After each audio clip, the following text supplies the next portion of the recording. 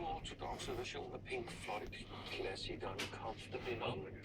Den 9. august, det var i 2004. Sidenhen har de leveret adskillige store succeser, jeg taler om.